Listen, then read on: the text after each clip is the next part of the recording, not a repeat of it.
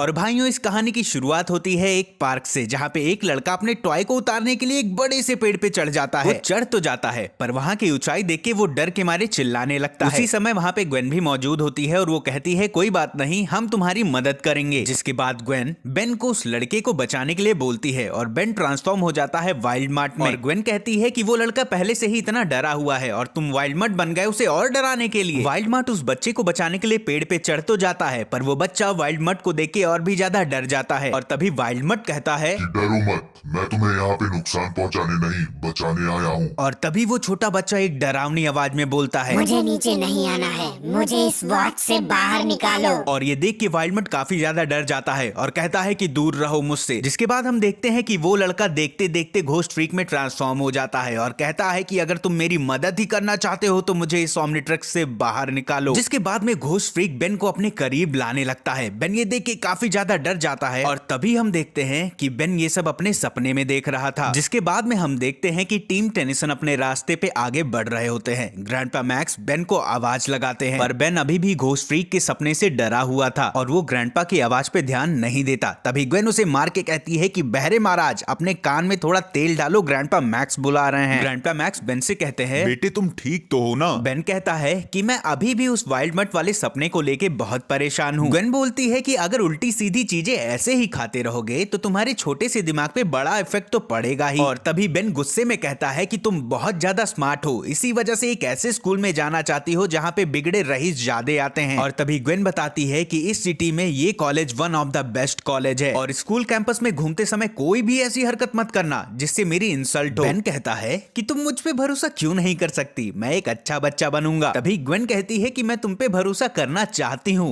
पर पता नहीं क्यों हो ही नहीं रहा। जिसके बाद में हम देखते हैं कि टीम टेनिसन उस एकेडमी में पहुंच जाते हैं जिसका नाम बहुत कठिन है। और वहाँ पे कॉलेज की काउंसलर टीम टेनिसन को कॉलेज को दिखा रही होती है और कहती है कि यहाँ पे बस गिने ही चुने बच्चों का एडमिशन हो पाता है, पर ना जाने बहुत से लोगों को ऐसा क्यों लगता है कि वो बैंक्रप्ट स्कूल के काबिल हैं। और तभी ग्वेन कहती है कि वेल, मुझे हमेशा मेरी कॉलेज में A+ मिलता है, मैं अपने कंप्यूटर क्लास की मॉनिटर हूँ, स्पोर्ट में चैंपियन हूँ और इसके अलावा ब्लैक बेल्ट एट कराटे भी हूँ। ग्वेन के इतना ही कहने के बाद में काउंसलर एंड टीम टेनिसन आगे बढ़ने लगते हैं, लेकिन तभी बेन को घोस्ट फ्रीक की आवाज सुनाई देती है और वो घोस्ट फ्रीक की एक झलक देखता है। झलक और आवाज को सुन के बेन डर जाता है, जहाँ पे वो काउंसलर बेन से पूछती है, क्या तुम्हें भी कुछ पूछना है इस स्कूल या कॉलेज के बारे में? बेन बोलता है कि पूछना तो है, क्योंकि आखिर में समर वेकेशन होने के बाद भी यहाँ पे इतने सारे स्टूडेंट क्यों हैं? जिसके बाद वो काउंसलर बोलती है कि हमारे कॉलेज में मशहूर समर वेकेशन कैंप भी लगता है, जिसको अटेंड करने के लिए ये सारे स्टूडेंट यहाँ पे मौजूद है। और इन सब के बाद में हम देखते हैं कि टीम टेनिसन काउंसलर के साथ कॉलेज में आगे बढ़ने लगते हैं। जिसके बाद में बेन एक बार वापस से घोस्ट फ्रीक की परछाई अपने परछाई में देखता है और ये देख के डर जाता है और कहता है कि ग्रैंडपा मैक्स ठीक ही कह रहे हैं, शायद मुझे नींद की जरूरत है। जिसके बाद में काउंसलर एंड टीम टेनिसन आ जाते हैं कॉलेज के लैब में, जहाँ पे ग्वेन एक बड़े से माइक्रोस्कोप को देख के काफी ज्यादा खुश होती है। और तभी बेन एक बार वापस से घोस्ट फ्रीक की झलक को एक कांच के बोतल में देखता है और उसे तोड़ देता है, कहता है कि मुझसे दूर रहो तुम। और ये देख के काउंसलर काफी गुस्सा करती है। तभी ग्वेन माहौल को संभालने के लिए कहती है कि ये मेरा दूर का रिश्तेदार है, मैं तो इसे जानती भी नहीं, ये बड़ा मजाकिया है। ग्वेन के इतना ही कहने के बाद में लैब में मौजूद सारी कांच की चीजें अपने आप फूटने लगती हैं। ग्रैंडपा मैक्स बेन से पूछते हैं कि आखिर में कर क्या रहे हो तुम? बेन बोलता है कि ये सब मैं नहीं कर रहा, ये सब घोस्ट फ्रीक कर रहा है। और तभी एक बैक फायर अलार्म बजने लगता है और स्कूल काउंसलर के ऊपर में पानी की बारिश होने लगती है। जिसके बाद में कॉलेज काउंसलर बोलती है कि तुम्हारे एडमिशन फॉर्म पे इन सारी कलाकांडियों का असर अच्छा नहीं होने वाला है। और वहीं पे दूसरी साइड हम देखते हैं कि सर्कस के नमूने उसी कॉलेज में मौजूद हैं जहाँ पे टीम टेनिसन मौजूद होती है और वो वहाँ पे चोरी के इरादे से आए हुए होते हैं। दूसरी साइड ग्वेन कॉलेज काउंसलर से माफी मांगती है कि मुझे माफ कर दीजिए, ये मेरा दूर का रिश्तेदार है, हम एक दूसरे को अच्छे से जानते भी नहीं हैं। मैं आपसे रिक्वेस्ट करती हूँ कि उसकी गलती की सजा मुझे मत दीजिए। कॉलेज काउंसलर कहती है कि बैंक्रप्ट कॉलेज में ये देखा जाता है कि आखिर में आप किस फैमिली बैकग्राउंड से आ रहे हैं और इसका आपके एडमिशन पे काफी गहरा असर भी पड़ता है। और इतना सुनते ही ग्वेन बेन के ऊपर में बहुत ज्यादा गुस्सा करती है और उसकी ओर आगे बढ़ती है। तभी कॉलेज में एक धमाका होता है। तभी बेन उस धमाके की ओर भागने लगता है सबकी जान को बचाने के लिए। तभी वो देखता है कि सर्कस के नमूने कॉलेज से चोरी कर रहे हैं और एक गार्ड को बंदी बना के भी रखा है। और सर्कस के नमूने बेन को देख के पहचान जाते हैं कि ये वही है जिसने ज़ोम्बोज़ो को हराया था और बेन वही ही लौंडा होता है जिसकी वजह से इनका धंधा पानी रुक जाता है। जिसके बाद ये बेन के ऊपर में अटैक करने जाते ही हैं। तभी बेन ट्रांसफॉर्म होने की कोशिश करता है हीट ब्लास्ट में, पर वो ट्रांसफॉर्म हो जाता है घोस्ट फ्रीक में। घोस्ट फ्रीक में ट्रांसफॉर्म होते ही सर्कस के नमूने गोस्ट फ्रीक के ऊपर में अटैक कर देते हैं और कहते हैं कि हम भूतों से नहीं डरते। और तभी गोस्ट फ्रीक कहता है तुम सबको डरना तो पड़ेगा ही। जिसके बाद में गोस्ट फ्रीक उन सर्कस के नमूनों को पीटना स्टार्ट कर देता है। वहाँ पे ग्रैंडपा मैक्स एंड ग्वेन भी आ जाते हैं और बेन को इतनी ब्रूटैलिटी से लड़ते हुए देख के ग्रैंडपा मैक्स कहते हैं कि आखिर में बेन को क्या हो गया है, वो इतना बुरी तरीके से पहले तो कभी नहीं लड़ा। और तभी हम देखते हैं कि गोस्ट फ्रीक एक एक करके सारे सर्कस के नमूनों को हरा देता है। और बेन की इतनी तबाही देख के ग्वेन उसके ऊपर काफी ज्यादा गुस्सा करती है और कहती है कि तुमने पूरा जिम तबाह कर दिया है, अब इन सब का भी इल्जाम मेरे ऊपर आएगा और मुझे यहाँ पे एडमिशन नहीं मिलेगा। जिसके बाद में गोस्ट फ्रीक कहता है यहाँ पे कोई भी बेन नहीं है। इतना सुनते ही ग्वेन डर जाती है। वहीं दूसरी साइड सर्कस के नमूने भाग रहे होते हैं जिनका पीछा गोस्ट फ्रीक करने लगता है, लेकिन तभी ओमनिट्रिक्स में बीप बजने लगती है। ओमनिट्रिक्स की बीप को सुनते हुए गोस्ट फ्रीक इधर उधर भागने लगता है और कहता है कि मुझे वापस से इसके अंदर नहीं जाना। तभी ओमनिट्रिक्स का बीप बजने की वजह से बेन अपने डिफॉल्ट रूप में आ जाता है और कहता है कि शुक्र है इससे छुटकारा तो मिला। और तभी हम गोस्ट फ्रीक को देखते हैं, वो बेन से कहता है मुझे लगता था कि तुम मुझे पसंद करते हो, पर ऐसा नहीं है। आखिरकार आज हम आमने सामने आ ही गए। बेन कहता है कि ये सच नहीं हो सकता, तुम नहीं हो, मैं तुम्हारा रूप लेता हूँ। गोस्ट फ्रीक कहता है कि ये तुम्हारी गलत फहमी है, क्योंकि एक एंटोनेराइट्स का डीएनए का छोटा सा कण भी उसे वापस से जिंदा कर सकता है।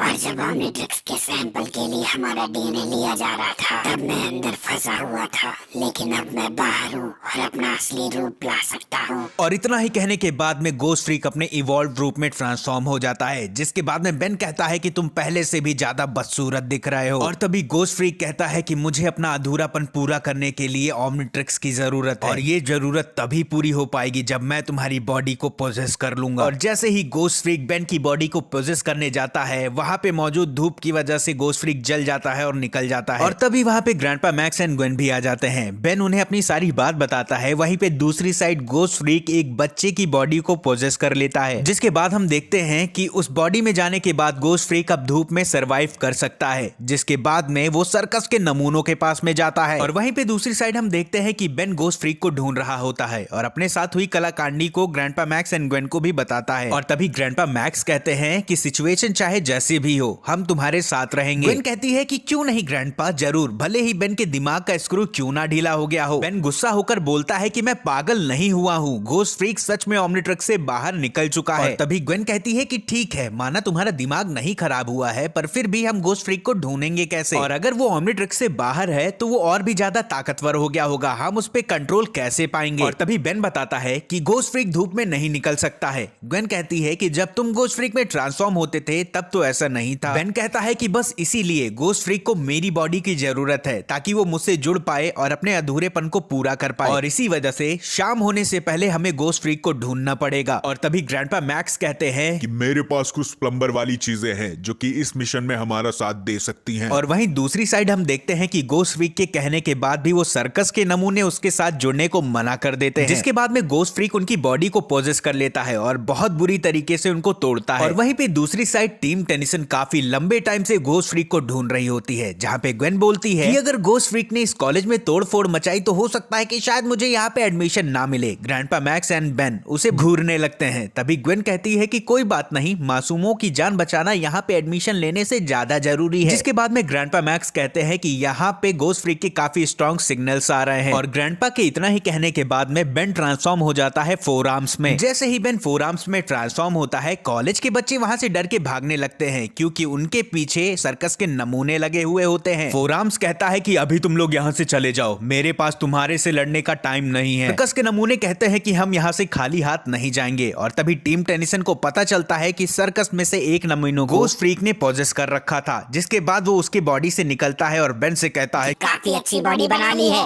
और इतना ही कहने के बाद में गोस्ट फ्रीक फोर आर्म्स की बॉडी को पोजेस करने की कोशिश करता है, पर वो उसमें नाकामयाब होता है क्योंकि बेन पहले से ही एक एलियन में ट्रांसफॉर्म होता है। जिसके बाद में गोस्ट फ्रीक बेन से कहता है कि कोई बात नहीं, कुछ ही देर में तुम वापस से अपने डिफॉल्ट रूप में ट्रांसफॉर्म हो जाओगे। और तभी ग्रैंडपा मैक्स कहते हैं कि कोई बात नहीं, हमारे पास तुम्हारे लिए एक सरप्राइज है। और इतना ही कहने के बाद में ग्रैंडपा मैक्स अपने सन गन से गोस्ट फ्रीक के ऊपर में अटैक कर देते हैं, जिससे गोस्ट फ्रीक की हाथ जल जाती है। और तभी गोस्ट फ्रीक कहता है कि मेरे पास भी तुम्हारे लिए सरप्राइज है। और इतना ही कहने के बाद में गोस्ट फ्रीक इंसान की बॉडी को पोजेस कर लेता है, जिसके बाद ग्रैंडपा के सन गन का असर उस पे नहीं पड़ता। जिसके बाद में फोर आर्म्स एंड सर्कस के नमूनों की लड़ाई होने लगती है, जहां पे गोस्ट फ्रीक एक के बाद एक सर्कस के नमूनों की बॉडी को पोजेस करता रहता है, पर फोर आर्म्स एक के बाद एक सारे सर्कस के नमूनों को हरा देता है और कहता है कि तुम तो ऐसे मुझे नहीं रोक सकते। गोस्ट फ्रीक कहता है कि मुझे पता है कि इससे बात नहीं बनेगी, तुम्हें रोकने के लिए मुझे एक ऐसी बॉडी को पोजेस करना पड़ेगा जिसका तुम कुछ भी नुकसान ना कर पाओ। और इतना ही कहने के बाद में गोस्ट फ्रीक पोजेस कर लेता है ग्वेन की बॉडी को और बेन के ऊपर में अटैक करना स्टार्ट कर देता है। बेन ग्वेन को रोकने की कोशिश करता है और उसी के बीच में ग्वेन को चोट लग जाती है। तभी गोस्ट फ्रीक बेन के साथ में माइंड गेम खेलता है, वो कभी ग्वेन की बॉडी को पोजेस करता है और कभी रिलीज कर देता है। गोस्ट फ्रीक जो कि ग्वेन की बॉडी को पोजेस किए हुए होता है, वो छत पे चला जाता है, जिसके बाद टीम टेनिसन उसका पीछा करते हैं। छत पे चढ़ने के बाद ही बेन के ओमनिट्रिक्स का बीप बजने लगता है, जिसे देख के गोस्ट फ्रीक काफी ज्यादा खुश होता है। पर जैसे ही बेन अपने डिफॉल्ट रूप में ट्रांसफॉर्म होता है, ग्रैंडपा मैक्स उसे सनगन दे देते हैं। जिसके बाद में बेन गोस्ट फ्रीक से कहता है कि एक बार बाहर निकल के तो देखो क्या मजा चखाता हूं तुम्हें। गोस्ट फ्रीक बेन को ऑफर करता है